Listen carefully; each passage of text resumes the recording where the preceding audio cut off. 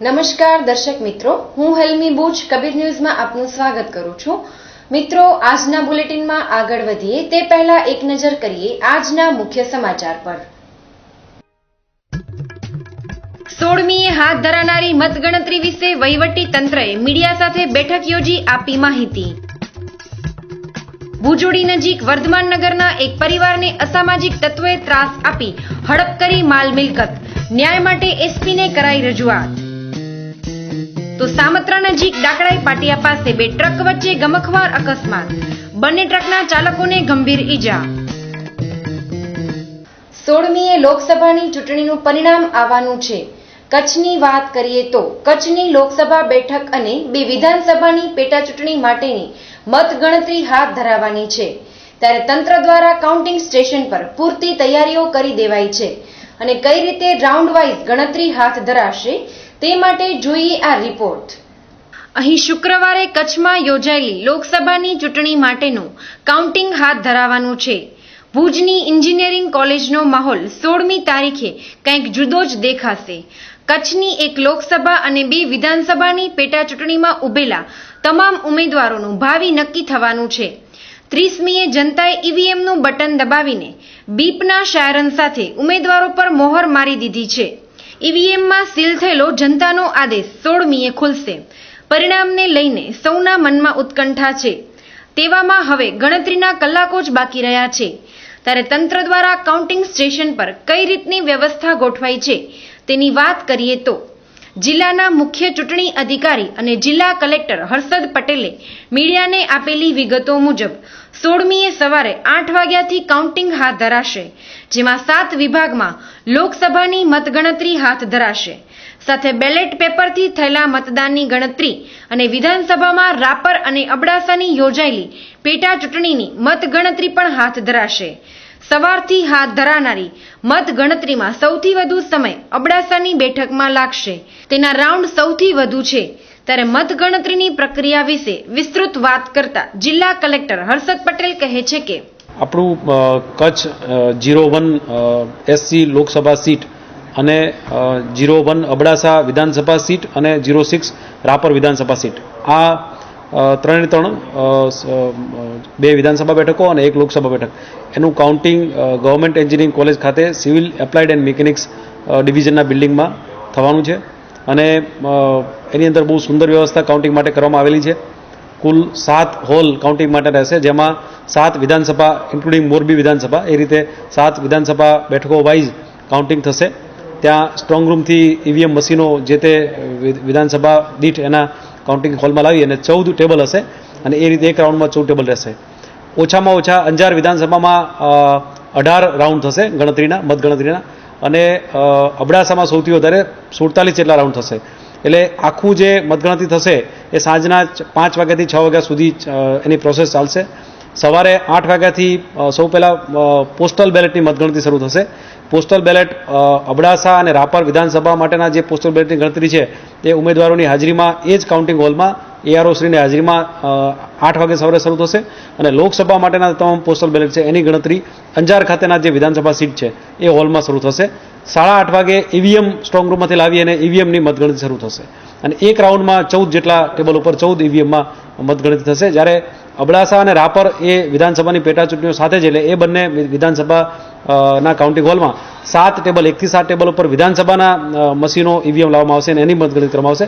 અને 8 થી 14 સુધીના ટેબલ ઉપર લોકસભાના મશીનોની ગણતરી કરવામાં આવશે. કચ્છનું કાઉન્ટિંગ સ્ટેશન દેશનું સૌથી શ્રેષ્ઠ કેન્દ્ર ગણવામાં આવે છે. અહીં ચુસ્ત સુરક્ષા વચ્ચે મતગણતરી હાથ ધરાવવાની છે, જેમાં પાર્ટીના એજન્ટો, કાઉન્ટિંગ કર્મચારીઓ, સુરક્ષા કર્મીઓ માટે સારી સુવિધા ઊભી કરવામાં આવી છે. સાથે મીડિયા માટે પણ અલાયદા કક્ષની સુવિધા કરાઈ છે, જેમાં એલસીડી ડિસ્પ્લે પર રાઉન્ડ વાઇઝ આંકડાકીય માહિતીથી વાકેફ કરાશે. મીડિયા માટેનો હોલ સેન્ટ્રલી એસી વાળો રાખવામાં આવ્યો છે. ત્યારે વ્યવસ્થા વિશેની વાતમાં જિલ્લા કલેક્ટર હર્ષદ પટેલે કહ્યું હતું કે સૌથી પહેલાં તો આપણી પાસે આપણે ફોર્ચ્યુનેટ છીએ કે જે એપ્લાઇડ મિકેનિક્સ અને સિવિલ એપ્લાઇડ અને મિકેનિક્સનું જે બિલ્ડિંગ છે નવું બનેલું છે અને આપણી પાસે અવેલેબલ છે. હજુ એનો લેબોરેટરી અને બધું સેટઅપ થયું નથી, એટલે આપણી પાસે ખૂબ મોટા હોલ ઉપલબ્ધ છે. એમાં પ્રવેશ માટે, બેઠક વ્યવસ્થા માટે, કાઉન્ટિંગ માટે પૂરતી જગ્યા ઉપલબ્ધ છે. બીજી જગ્યાએ જે આવી સુવિધા આવી જગ્યા મળવી અને એક સાથે કાઉન્ટિંગ 7 હોલમાં કરવું એ મુશ્કેલ હોય છે. બીજા નંબરમાં જે બેઠક વ્યવસ્થા છે, ટેબલ છે, એને રાઇટિંગ પેડ છે, મીડિયા માટે તો એસી હોલ છે, એ બધી સુંદર સુવિધા ઉપલબ્ધ છે આપણી પાસે અને બહુ શાંતિપૂર્ણ માહોલમાં અને મોકળાશથી શાંતિથી આપણે આખું કામ પૂરું કરી શકીએ એવી આપણી પાસે સુંદર વ્યવસ્થા ઉપલબ્ધ છે. કોમ્પ્યુટર ને એ બધી સુવિધા પણ ઉપલબ્ધ કરવામાં આવી છે. ત્યાં વોડાફોન, એરટેલ આ બધી કંપનીના ટાવરના નેટવર્ક મળવા મુશ્કેલ હતા, એ લોકોએ પણ એના નેટવર્કને સ્ટ્રોંગ કરી ત્યાં વધારાની સુવિધા ઉપલબ્ધ કરીને અવેલેબલ કરાવી છે. BSNL પણ એનું ઉપલબ્ધ કરાવશે. કોમ્પ્યુટર્સ અને ઇન્ટરનેટની પણ સુવિધા ઉપલબ્ધ રહેશે અને તમામ લોકો માટે ખૂબ સારું વાતાવરણ મળી રહે અને જે પક્ષો છે એ એમના કાઉન્ટિંગ એજન્ટને પણ જમવાની વ્યવસ્થા કરી શકે એ લોકોએ એમને પોતે વ્યવસ્થા કરવાની પણ એમના માટે સુવિધા ઉપલબ્ધ થાય ત્યાં એ પણ આયોજન કરવામાં આવ્યું છે. વહીવટી તંત્રએ તમામ પ્રકારની તૈયારીઓ પૂર્ણ કરી દીધી છે. ત્યારે આજે મીડિયા સાથે મળેલી બેઠકમાં નાયબ ચૂંટણી અધિકારી ઇન્દ્રજીતસિંહ વાળાએ પણ મીડિયા અને તંત્ર વચ્ચે સંકલન સારી રીતે થશે તેવી ખાતરી આપી હતી. Bureau report, Kabir news, Bhuj. Bhuj તાલુકાના ભુજોડી નજીક આવેલા વર્ધમાનનગર ખાતે રહેતા એક પરિવારને ત્રાસ અપાતો હોવાની ફરિયાદ એસપીને કરાઈ હતી. એક માથાભારે શખ્સે આ પરિવારના પુત્રને લાપતા કરીને મકાન સહિતની ઘરવખરી પર કબજો કરી લીધો છે. તો જોઈએ રિપોર્ટ વિગતવાર. મિત્રો, આ છે રંજનબેન નટવરલાલ શાહ, જે છેલ્લા 4 વર્ષ પહેલા વર્ધમાનનગર ખાતે રહેતા હતા. તેમની એવી ફરિયાદ છે કે તેમના પડોશી હેમંત ભવાનજી વિક્રમસિંહ શાહ ઉર્ફે મુન્નો અને તેની પત્ની જ્યોતિ શાહે ફરિયાદી રંજનબેનને ત્રાસ આપી રહ્યા હતા. હેમંત શાહે તેમને મારી નાખવાની ધમકી આપીને કોરા કાગળ ઉપર સહી કરાવીને રંજનબેનના પરિવારને ભટકતો કરી દીધો છે. રંજનબેનના જણાવ્યા પ્રમાણે તેમના પુત્ર હેમેન્દ્ર સાથે હેમંત ઉર્ફે મુન્નાનો સંપર્ક હતો. એ પછી છેલ્લા 4 વર્ષથી મુન્નાએ રંજનબેનના પુત્રને ગાયબ કરીને ત્રાસ આપવાનું શરૂ કરી દીધું છે. ત્યારે આ મુદ્દે આજે એસપી સમક્ષ રજૂઆત કરવામાં આવી હતી. સાંભળીએ ફરિયાદી રંજનબેનની આપવીતી તેમની જ પાસેથી. અમે મારું ઘર લઈ લીધું છે હેમંત વિક્રમસિંહ, એટલે હું એના માટે રજૂઆત કરે કે મને મારો ઘર પાછો દઈ દે. મારા બાળી સહી લઈ ગયો છે કોરા કાગળ ઉપર અને એને બધું મારા કાગળિયા લઈ આવ્યો છે ત્યાંથી અમારા ઘર માલિક પાસેથી ધમકી દઈને. એટલે હું રજૂઆત કરવા અહીંયા એ પાસે આવી હતી કે મને મારું ઘર અપાવી દે. અમે હમણાં દર ભટકીએ છીએ, અમારું કાંઈ છે નહીં. 5 વર્ષથી આજે 2010માં લઈ લીધું છે અમારું અને હાંકલી દીધા છે વર્ધમાનનગરમાંથી. અને એ અમારી બાજુમાં મારા છોકરાનો આવતો જાતો છોકરા પાસે છોકરાને લઈ લીધો, છોકરાને કાઢી મૂકો અને પછી અમને કાઢી મૂક્યા છે. અને મારો છોકરો છે બંનેના લગ્ન થયેલા છે, એ ક્યાં છે ખબર નથી અમને. છોકરો મારો એને ક્યાં કરી નાખી દીધો છે ખબર નથી અમને કાંઈ. કેટલા સમયથી છોકરો આપણો લાપતા? અમે જ્યાંથી ગયા છે 2010થી જ નથી, 4 વર્ષથી આજે. એકલા પડી ગયેલા રંજનબેન શાહે નિજાનંદ મસ્તીધામ સંસ્થાનો સંપર્ક કર્યો અને આ સંસ્થાના લાભવંતીબેન શાહ અને નીતાબેન લાખાણીની સાથે તેમણે એસપીને રજૂઆત કરી હતી. ત્યારે આ મુદ્દે વધુ વિગતે વાત કરતા લાભવંતીબેને કબીર ન્યૂઝને કહ્યું હતું કે અને આ બેન 4 વર્ષથી વર્ધમાનનગરમાં પહેલાં રહેતા હતા અને માંડવીના મારા આમ જૂના પાડોશી. એટલે એ બેનને પાસે અત્યાર સુધી કાંઈ આધાર પુરાવા નહોતા.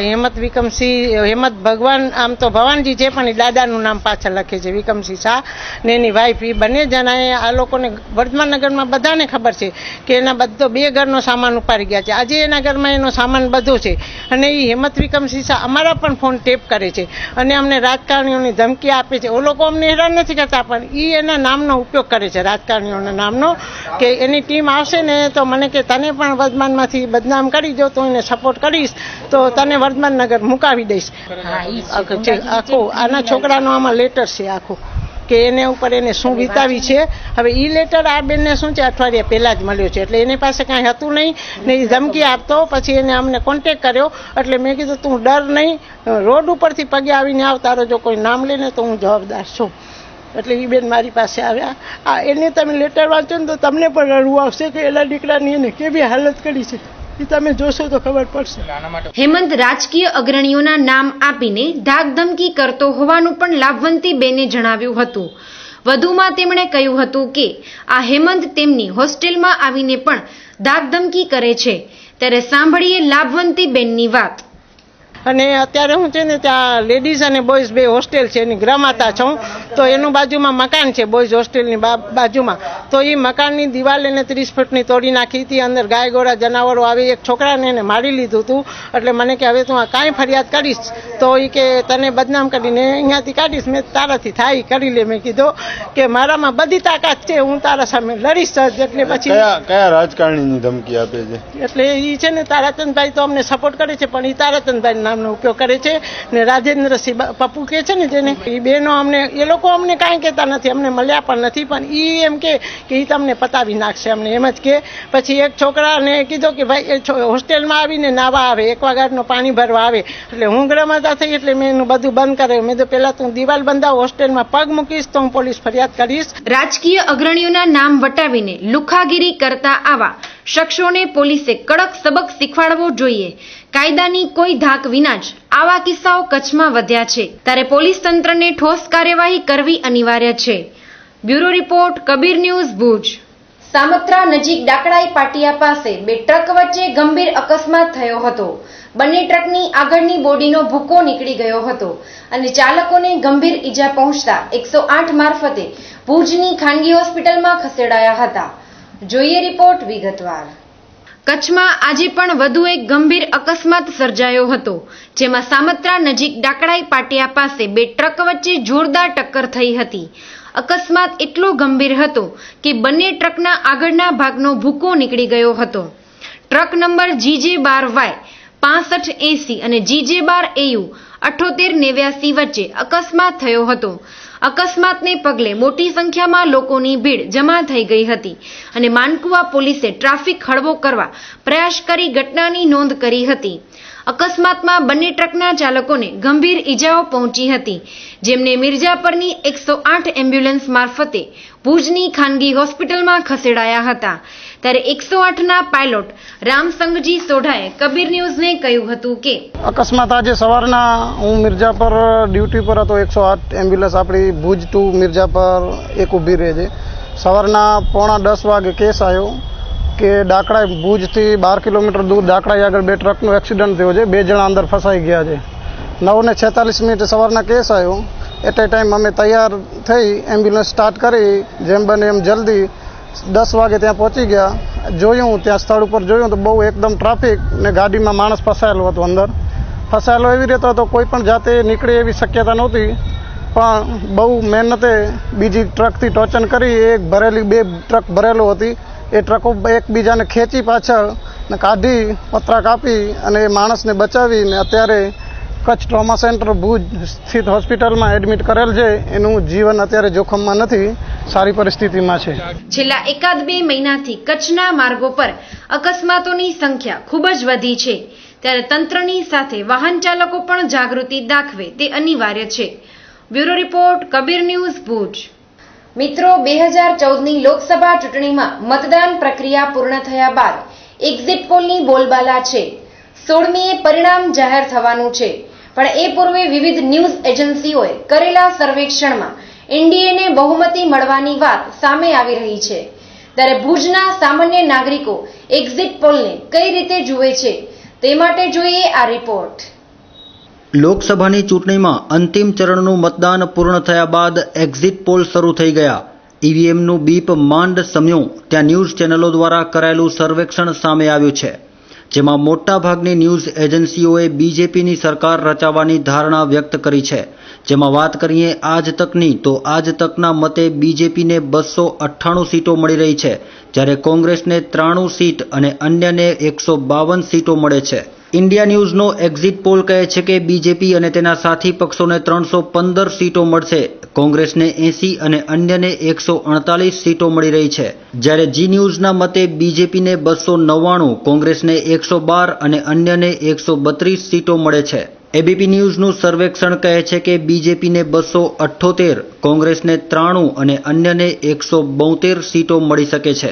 ઇન્ડિયા ટીવીના મતે બીજેપી અને તેની સહયોગી પાર્ટીઓને સૌથી વધુ 317 સીટો મળી શકે છે, જ્યારે કોંગ્રેસને 104 અને અન્યને 122 સીટો મળી શકે તેમ છે. તો એનડીટીવીનું સર્વેક્ષણ કહે છે કે બીજેપીને 283, કોંગ્રેસને 99 અને અન્યને 161 સીટો મળી શકે તેમ છે.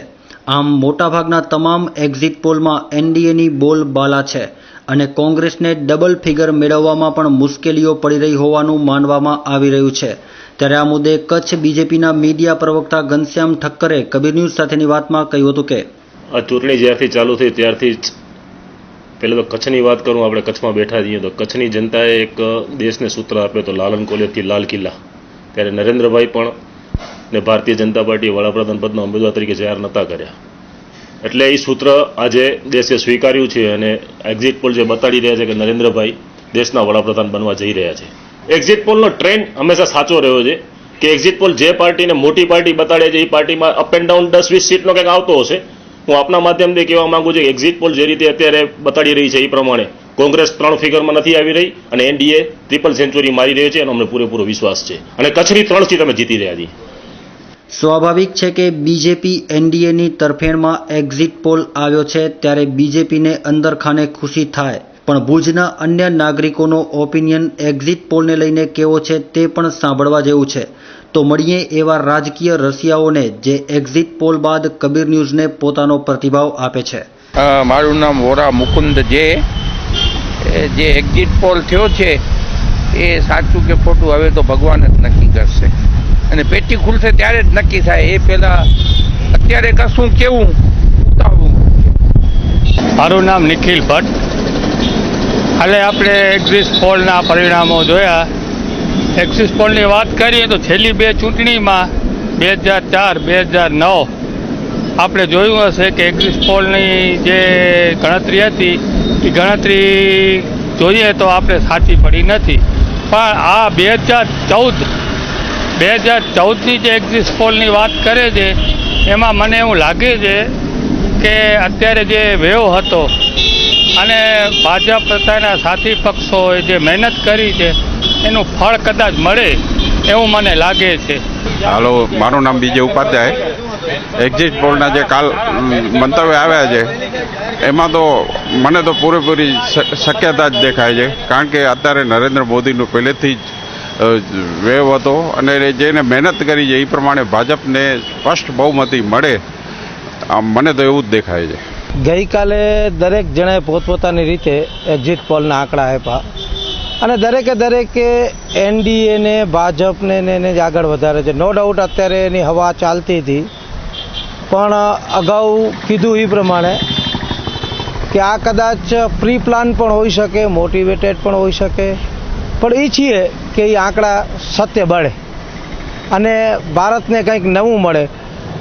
પણ જો 240-245 આવશે તો કોઈને ને કોઈની મદદ લેવી પડશે અને એ સરકાર જે વ્યવસ્થિત કાર્ય કરવું જોઈએ એ શક્ય નથી કે કરી શકે. લોકો પણ એક્ઝિટ પોલનું મૂલ્યાંકન પોતપોતાની રીતે કરી રહ્યા છે અને લોકોના મતો પણ જુદા જુદા જોવા મળી રહ્યા છે. ત્યારે કેટલાક લોકોએ તો એક્ઝિટ પોલને પ્રેરિત ગણાવ્યા હતા, જ્યારે કેટલાક તો શેર બજાર અને સટ્ટા બજારની વાતોને ચર્ચામાં વણી લઈને પોતાનો અંગત અભિપ્રાય પણ આપ્યો હતો. કાંતિ ઠક્કર. હવે આજે કાલે જે એક્ઝિટ પોલ આવ્યા એ રફલી એનડીએને 280 થી 285 સુધી કહે છે, પણ અમારી એવી ગણતરી છે કે આટલી સીટો મે બી ન મળે. હું અંગત રીતે માનતો હું તો કે જે બુકીઓ જે નક્કી કરે છે એ ખરેખર એ લોકોના કેલ્ક્યુલેશન આ લોકોના એક્ઝિટ પોલવાળા કરતાં એ લોકોના હજી સુધી આપણે જોયા છે તો એમ કે પરફેક્ટ હોય છે. હવે એ લોકોએ કાલે જે ફિગર બતાવ્યા એનડીએના એ 244 થી 255ની વચ્ચે બતાવતા હતા. એટલે એવું લાગે છે કે જો આ 244 થી 250ની વચ્ચે આવે તો સરકાર કદાચ મે બી આ રચી જાય, પણ જે એની સાથે જે બધા ભેગા મળીને જે લોકો કરે એ એનાથી સરકાર ચાલે નહીં તો 5 વર્ષની અંદર સરકાર તૂટી પડે એમ. હું આર કે જોશી. પ્રવર્તમાન સમયમાં ચૂંટણી અંગેના જે અહેવાલો પ્રસારિત થઈ રહ્યા છે એ અંગે આંકડાની બાબતમાં હું કંઈ પડવા માગતો નથી, પરંતુ મારું મંતવ્ય એટલું જ છે કે પ્રવર્તમાન સમયમાં દરેક બાબતો મોટિવેટેડ હોય છે, પ્રેરિત હોય છે. એટલે જુદી જુદી સંસ્થાઓ અને જુદી જુદી સર્વે સંસ્થાઓ પોતાના અનુભવ અને અનુકૂળતા પ્રમાણેના આંકડા પ્રસારિત કરે છે. કદાચ આંકડા જે કોઈ આવે તે, પરંતુ ઉપરના ભાગમાં જે ચૂંટાયેલા માણસો એટલા મહાન છે એ આંકડાને ગમે ત્યારે ફેરવી નાખશે. એટલે હું આ પ્રવર્તમાન સમયના આંકડાઓને મોટિવેટેડ અને પ્રેરિત જ માનું છું.